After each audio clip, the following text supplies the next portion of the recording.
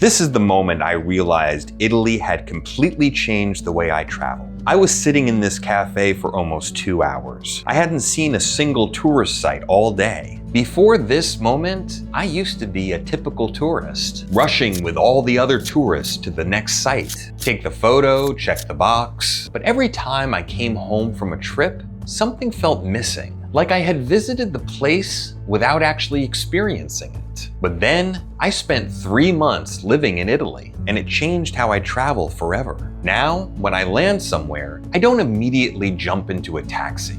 Italy taught me to take the train or the bus. Public transit is one of the best ways to understand Italy. You're shoulder to shoulder with real Italians, seeing how the city actually moves. I also used to book hotels as close as possible to tourist sites. Now, I stay in neighborhoods where people actually live.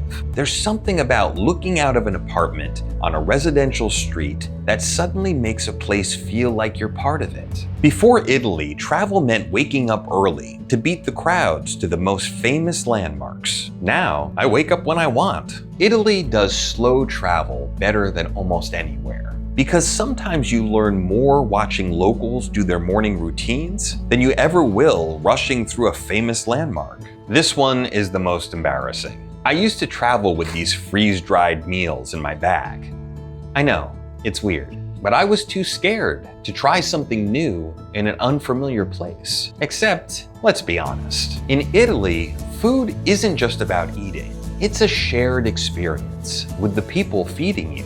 Which is why instead of picking what I recognize from a menu, now I ask what they recommend. They're the expert, not me. And sometimes the experience isn't even in a restaurant. Cooking in your rental apartment can be its own experience. Walking the aisles of a local grocery store, seeing the little things locals buy. These everyday routines can tell you a lot about a place. And this is what my suitcase used to look like. Enough clothes to last an entire trip. But Italy changed that too. Doing laundry in a foreign country can be its own experience. Trying to figure out the machine, and just sitting here is an experience. Watching life pass by in a neighborhood laundromat. Sometimes travel is just allowing yourself to exist in ordinary moments. I also used to think that just speaking English was enough to get by. If you really want to understand a place, you have to try to speak the language. You will make mistakes.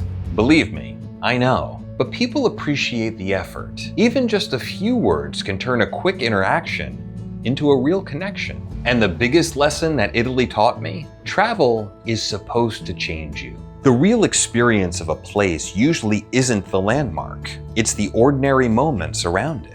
Those are the moments where a place actually reveals itself. And once you learn to travel in that way, it doesn't just change how you travel in Italy, it changes how you experience every place you go. But sometimes that change can feel a little bit too much to handle. That's what I found out in Naples.